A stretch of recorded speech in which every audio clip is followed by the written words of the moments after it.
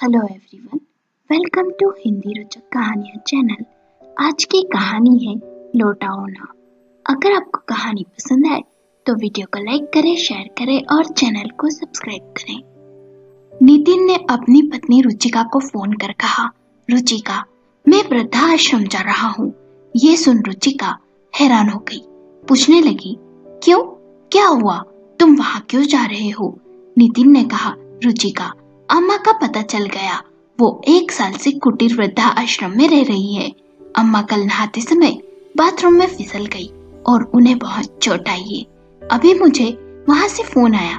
नितिन की आवाज से रुचिका समझ गई थी कि पिछले 1 साल से अम्मा के लिए जो भावनाएं दबी पड़ी थी वे फिर से जीवंत हो उठी।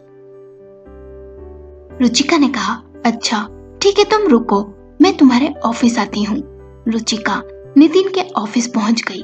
रुचिका ने कहा, मैं सोच रही हूँ एटीएम से रुपए निकाल लेते हैं। यदि अम्मा को गंभीर चोट आई होगी तो डॉक्टर को भी दिखा देंगे। नितिन ने कहा, ठीक है।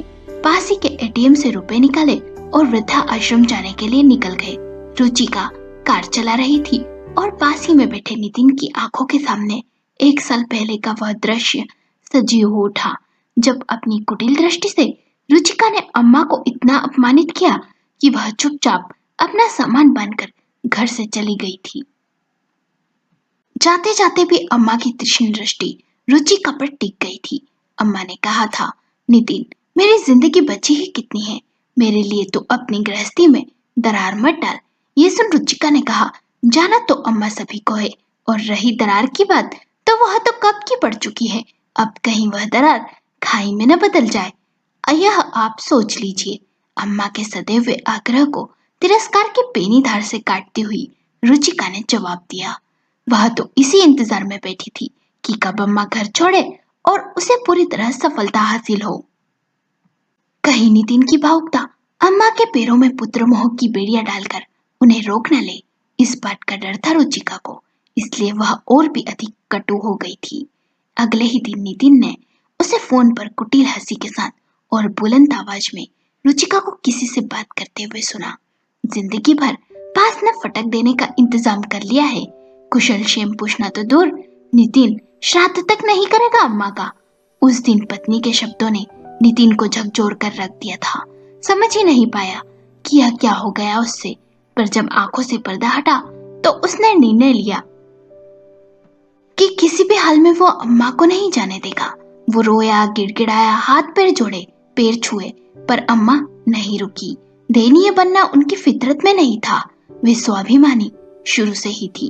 अम्मा के जाने के बाद उनके तकिए के नीचे से एक खत मिला था, जिसमें लिखा था, इंसान क्यों अपने आप को परिवार की माला में पिरोता है, इसलिए ना कि परिवार का हर व्यक्ति एक दूसरे के लिए सुख और दुख का साथी बने, लेकिन जब वक्त और रिश्तों के खिंचाव से परिवार की माला टूटने लगे तो मोतियों की तरह बिखर कर इधर उधर डोलने से अच्छा वहां से हट जाना बेहतर होता है।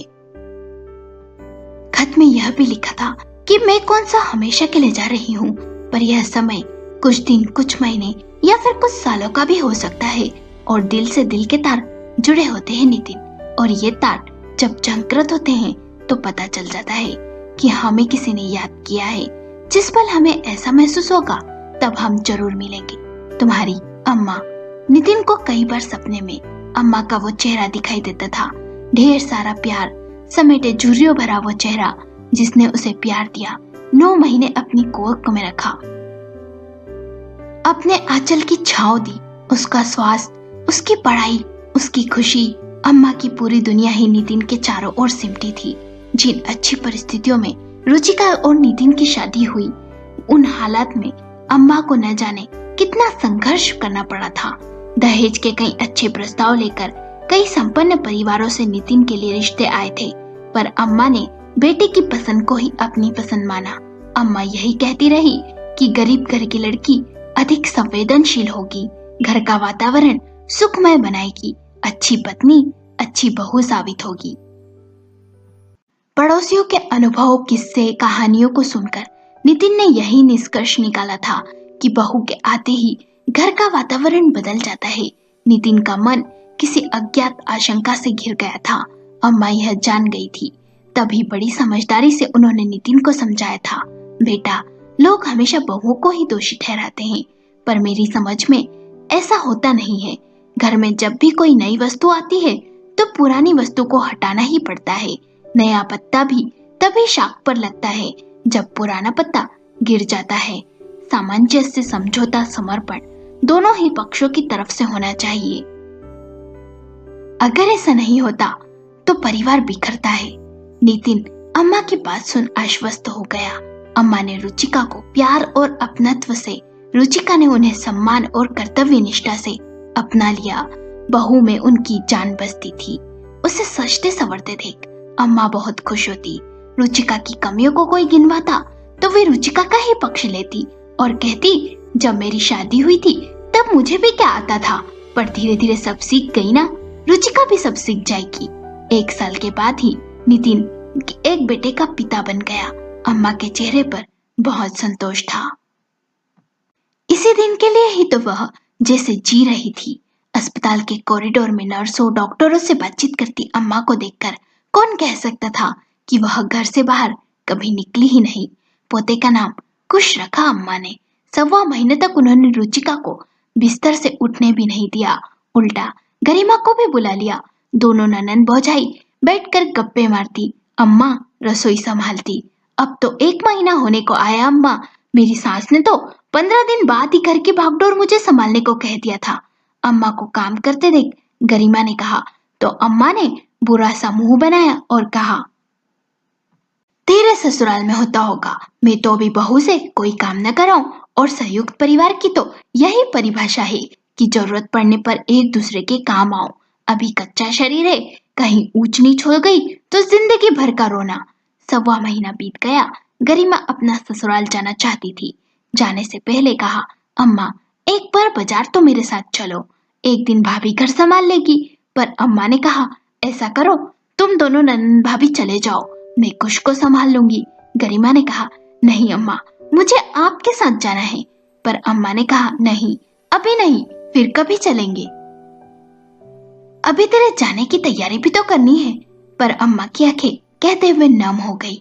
गरिमा समझ गई थी कि बेटी के रिक्त स्थान ने अपनी जगह शून्य तो बनाया हुआ है, पर बाबूजी और अम्मा बहू के नाच की डोलियां भी बड़े प्यार से उठा रहे हैं। बाबूजी की मृत्यु के बाद बहुत कुछ बदल गया। उन 13 दिनों में ही अम्मा बेहद थकी थकी से रहने लगी थी। रुचिका और नितिन अम्मा का बहुत ध्यान रख रहे थे, पर आने जाने वाले लंबी सांस भरकर अम्मा को चेतावनी जरूर दे जाते थे।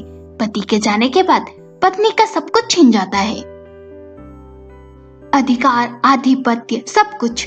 जितने मुंह उतनी बातें। ऐसे नकारात्मक सोच से कहीं उनके हंसते खेलते परिवार का वातावरण खराब न हो जाए। अम्मा ने 2 दिन में ही बाबूजी का उठावना करवा दिया। लोगों ने आलोचना में कहा, बड़ी मॉडर्न हो गई है नितिन की माँ। पर अम्मा तो अम्मा ठहरी। अपने परिवार की खुशियों के लिए रूढ़ियों और परंपराओं का त्याग खुशी से सब करती चली गई। लोगों का आना जाना बंद हुआ तो दिनचर्या पुराने ढर्रे पर लौट आई। अम्मा हर समय इसी कोशिश में रहती कि घर का वातावरण खराब ना हो। उसी तरह कुश के साथ हंसती खेलती, घर का कामकाज भी करती, लेकिन 10 बजे के बाद वह जग नहीं पाती थी और अपने कमरे का दरवाजा बंद कर सो जाती। नितिन अच्छी तरह जानता था कि 12 बजे तक जागने वाली अम्मा 10 बजे कभी सो नहीं सकती। आखिर उन्हीं की गोद में तो वह पला बड़ा था। एक दिन रात के समय 12 बजे दरवाजे से प्रकाश की किरण बाहर निकलती दिखाई दी तो नितिन उनके कमरे में चला गया। अम्मा लैंप के धीमे प्रकाश में विवेकानंद जी की कोई पुस्तक पढ़ रही थी और रोती भी जा रही थी। नितिन ने धीरे से उनके हाथ से पुस्तक ली, तब बनकर पास ही रखे स्टूल पर अम्मा के बगल में बैठ गया। तब अम्मा उठकर पलंग पर बैठ गई और बोली, तू सोया नहीं? न आप भी तो नहीं सोई ना, मैं कैसे सो जाऊं अम्मा? इस तरह से तो आप कोई बीमारी पाल लेगी, नितिन ने कहा चिंतित स्वर में। अम्मा ने कहा, अच्छा है, मेरे जीने का अब मकसद ही क्या रह गया? अब तेरे बाबूजी ने मुझे सब कुछ तो दे दिया, धन, ऐश्वर्य, मान, सम्मान, जिंदगी से कोई शिकायत नहीं है मुझे। मेरे दोनों बच्चों की शादी हो गई, दोनों अपनी अपनी गृहस्थी में रमे हुए हैं। नाती पोते का मुंह देख लिया। मेरे बाबूजी के बिना अब एक एक दिन भारी सा लग रहा है। नितिन ने पहली बार अम्मा को कमजोर पड़ते देखा था और फिर नितिन ने कहा, सुबह शाम मैं आपका चेहरा ना देखूं तो मुझे चैन पड़ता है क्या? कभी सोचा है अम्मा कि मैं कैसे रह पाऊंगा तुम्हारे बिन? अम्मा ने नितिन के थरथराए होठों पर हाथ रख दिया। नितिन की आंखों से टपका एक एक आंसू का कतरा उन्होंने अपने आंचल में समेट लिया था। उस दिन के बाद से नितिन ने अम्मा को एक पल के लिए भी अकेला नहीं छोड़ा। माँ को अकेलापन महसूस ना हो इसलिए कुश अम्मा के पास ही सोता। वैसे भी उन्होंने ही उसे पाला था। अब वह कुश को स्कूल बस तक छोड़ने और लेने भी जाने लगी और घर लौटकर उनका होमवर्क भी अम्मा ही करवा देती थी। नितिन हर काम अम्मा से पूछकर या बताकर करता, यहाँ तक कि सुबह शाम सब्जी कौन सी बनेगी यह भी अम्मा से ही पूछा जाता। शाम को गरिमा भी अपने पति के साथ आ जाती थी। इस तरह घर का माहौल तो बदल गया, पर रुचिका को अपना अधिकार चिंता सा लगने लगा। पति का अम्मा के प्रति जरूरत से ज्यादा जुड़ाव उसे पसंद नहीं आया। उठते बैठते नितिन को ताने देती, ऐसी भी क्या मात्र भक्ति कि उठते बैठते सोते जागते माँ माँ करते रहते हो। रुचिका, कुछ ही समय की बात है, समय मरहम का काम करता है। धीरे धीरे अम्मा भी सहज होती चली जाएगी। बाबूजी और अम्मा का साथ दिया और बाती जैसा था। जरा सोचो कैसे जीती होगी वह बाबूजी की मृत्यु के बाद। अरे पिताजी तो मेरे भी गुजरे थे, 2-4 दिन रहकर सामाजिकता निभाई और अपने घर के होकर रह गए। अब यहाँ तो 7 माह से उदासी भरा माहौल चल रहा है, ऊपर से गरिमा दीदी अलग धमक पड़ती है। नितिन ने रुचिका को चुप कराना चाहा, पर दरवाजे पर खड़ी गरिमा ने सब कुछ सुन लिया। उसके तो तन बदन में आग सी लग गई, पर सीधे रुचिका से कुछ न कहकर अम्मा से जरूर मन की भड़ास निकाली थी।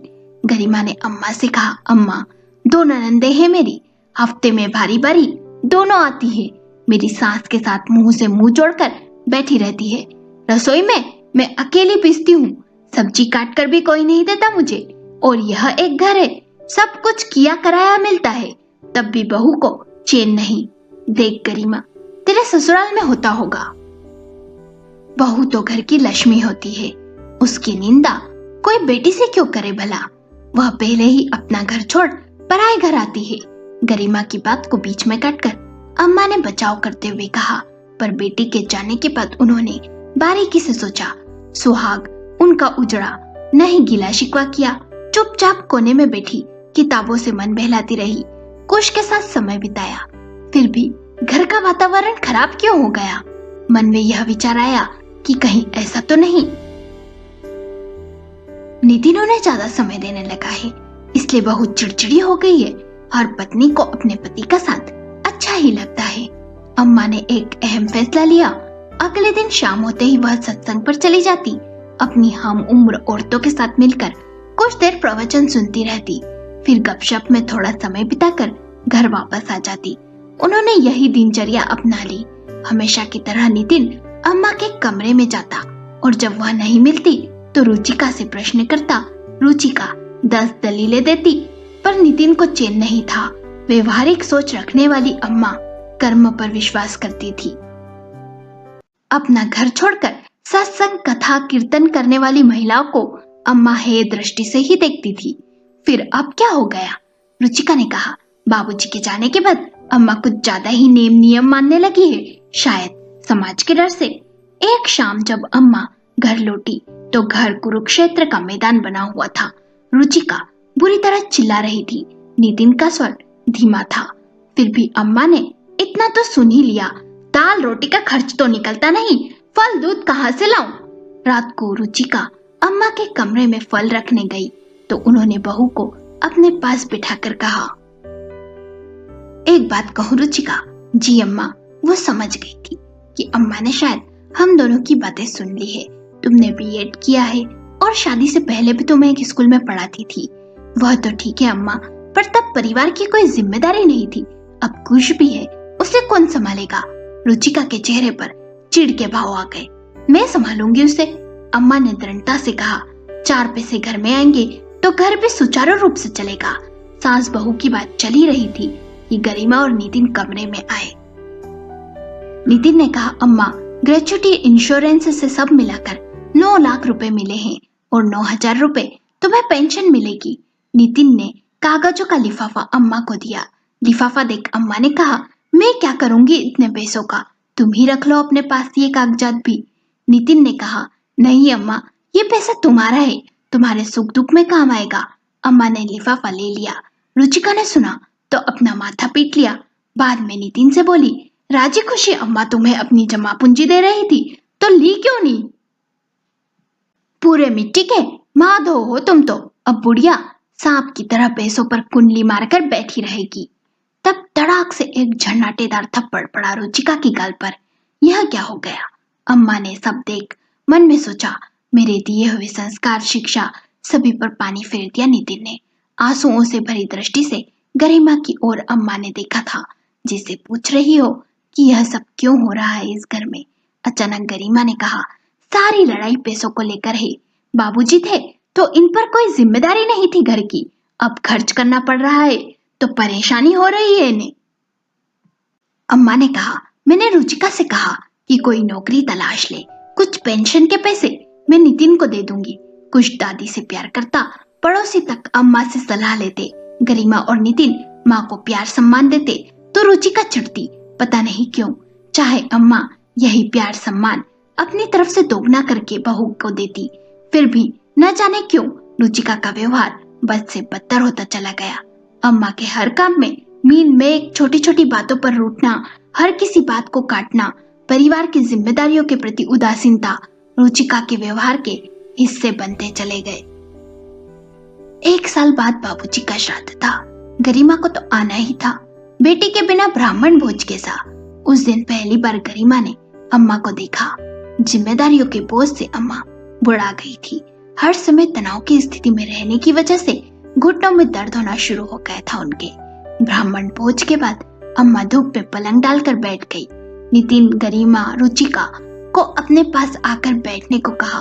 अम्मा ने कहा, याद है नितिन, मैंने एक बार कहा था कि घर में कोई नई वस्तु तभी जगह पा सकती है जब पुरानी वस्तु को अपनी जगह से हटाया जाए।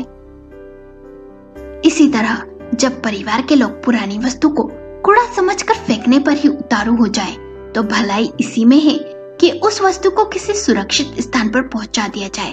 शायद वह वस्तु तब भी किसी के काम आ सके। जो इंसान समझौता करते हैं वे ही सार्थक जीवन जीते हैं, पर जो समझौता करते करते टूट जाते हैं वे कायर कहलाते हैं। और मैं कायर नहीं हूँ। अम्मा को बहुत मनाया, पर अगले दिन वह कमरे में नहीं थी। तकिए के नीचे एक खत मिला था बस।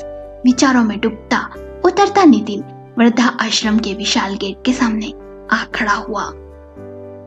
सड़क पतली, वीरान और खामोश थी। न जाने उसे यहाँ आकर ऐसा क्यों लग रहा था। अम्मा यहाँ सुरक्षित है। उसकी सारी चिंताएं, तनाव न जाने खो गए। अंदर जाने के बाद अम्मा के कमरे में गया। अम्मा बैठी एक बच्ची को वर्णमाला का पाठ पढ़ा रही थी। नितिन को देखते ही उनकी आंखें भर आई। तू कब आया? आंसू से भरी आंखों को छिपाने के लिए इधर उधर देखने लगी। फिर दोबारा पूछा, अकेले ही आया है? मेरी बहू कहाँ है? कुश कैसा है? होमवर्क करता है या नहीं? नितिन ने अम्मा का हाथ अपने हाथ में थाम लिया और कहा, माँ, सब कुछ एक ही पल में पूछ लोगी क्या? अम्मा को धीरज कहाँ था। नितिन को समझाते हुए बोली, बेटा, तू बहू को काम पर जाने से मत रोकना। जानता है, जब बच्चे अपनी जिंदगी में व्यस्त हो जाते हैं तो औरत को खालीपन का एहसास होने लगता है। ऐसा लगता है जैसे वह एक निरर्थक सी जिंदगी जी रही हो, एक ऐसी जिंदगी जिसका इस्तेमाल करके बच्चे और पति अपने अपने क्षेत्र में सफल हो गए और वह उपेक्षित सी एक कोने में पड़ी है। बस अपने भीतर के दर्द को छिपाने के लिए अम्मा ने हल्की मुस्कान के साथ अपनी नजरें नितिन पर टिका दी थी। नितिन बार बार अम्मा को शांत करता, उनका ध्यान दूसरी बातों में लगाने का प्रयास करता। नितिन, क्या खाएगा तू? मठरी, लड्डू? और अम्मा अपनी अलमारी में से डिब्बे निकालने लगी। अम्मा, अब भी ये सब अपनी अलमारी में रखती हो? कौन लाकर देता है ये सारा सामान तुम्हें? नितिन ने छोटे से बच्चे की तरह मचल कर पूछा। अरे, वो चौकीदार को 10 रुपए देकर मंगा लेती हूँ।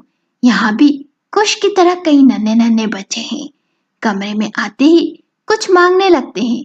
सच में नितिन, ऐसा लगता है खाते वो हैं, तन मेरे लगता है। नितिन सोच रहा था, भावनाओं की कोई सीमा नहीं होती। जिनका आंचल प्यार, दया और ममता से भरा होता है, वहां कहीं भी इन भावनाओं को बांट लेते हैं। अम्मा अलमारी में रखे डब्बों में से सामान निकाल रही थी कि अचानक रुचिका की आवाज आई। अम्मा, मुझे कुछ नहीं चाहिए, सिर्फ अपनी गोदी में सिर रखकर मुझे लेटने दीजिए। अरे, तू कब आई? अम्मा आत्मविभोर हो उठी थी। नितिन के साथ ही आई अम्मा। जानती है, आपके जाने के बाद कितने अकेले हो गए थे हम। कितना सहारा मिलता था आपसे हमें। निश्चिंत होकर मैं स्कूल जाती थी, लौटती तो सब कुछ पका पकाया मिलता। घर का दरवाजा तो खुला ही रहता था। अहंकार और अहम की अग्नि में राख हुई मैं यह भी न जान पाई कि बच्चों को जो सुख आनंद नानी दादी के मुख से सुनी कहानियों से मिलता है, वह टीवी में कहा। कुछ के स्कूल बैग टटोलती तो छोटे छोटे चोरी से लाए सामान मिलते।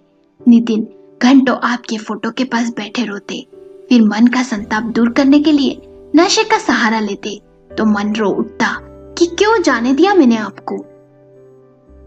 मेरे दुर्व्यवहार ने ही आपको घर से बेघर किया। मेरे मन में प्रश्न उठा कि क्या स्नेह की आग से माँ के मन में ठेस हुई कोमल भावनाओं को पिघलाया नहीं जा सकता। माँ का आंचल तो सुरक्षा प्रदान करता है, एक ऐसे प्यार की भावना देता है जिसके उजास से तन मन भीग जाता है। अम्मा चुप रही। शुरू से ही चिंतन मनन आत्मविश्लेषण करने के बाद ही इसी निर्णय पर पहुंचती थी। सच अम्मा, मेरा विरोधात्मक तरीका आज मुझे उस मुकाम पर ले आया जहां आत्मसम्मान के नाम पर रुपया पैसा आरामदायक जिंदगी होते हुए भी घर खाली है। साथ है तो केवल अकेलापन। यह सब मैं अब समझ पाई हूँ। मुझे माफ कर दो अम्मा। अपने मन के सामने अपराधीन बनी रुचिका की बातें सुनकर अम्मा की आंखों से भी आंसुओं की अविरल धारा बह निकली। उदास माहौल देखकर नितिन ने कहा, कहाँ चोट लगी आपको? अम्मा ने कहा, अरे कुछ नहीं हुआ। तुमसे मिलने का जी चाहा तो बहाना बना दिया और फोन करवा दिया। जानती थी मैं तुम याद करती हूँ और तुम लोग भी जरूर याद करते होंगे ना। मैंने कहा था ना, दिल से दिल के तार मिले होते हैं। तो फिर अम्मा चलोगी ना हमारे साथ? रुचिका ने पूछा। अम्मा ने कोई जवाब न दिया। रुचिका ने फिर कहा, लौट आओ ना, आपके बिना घर सुना है अम्मा। तो अम्मा हंस दी और बोली, मैंने कब मना किया? नितिन ने रुचिका की ओर देखा। अपने ही ख्यालों में खोई रुचिका भी शायद यही सोच रही थी कि परिवार की दौलत छोटी छोटी खुशियां होती है जो एक दूसरे की भावनाओं का सम्मान करने से प्राप्त होती है। आज सही मायनों में दोनों को खुशी प्राप्त हुई थी। दोस्तों, आपको कहानी कैसी लगी? हमें अपने विचार कमेंट करके बताएं। कहानी पसंद आई हो तो लाइक करें, शेयर करें और चैनल को सब्सक्राइब करें।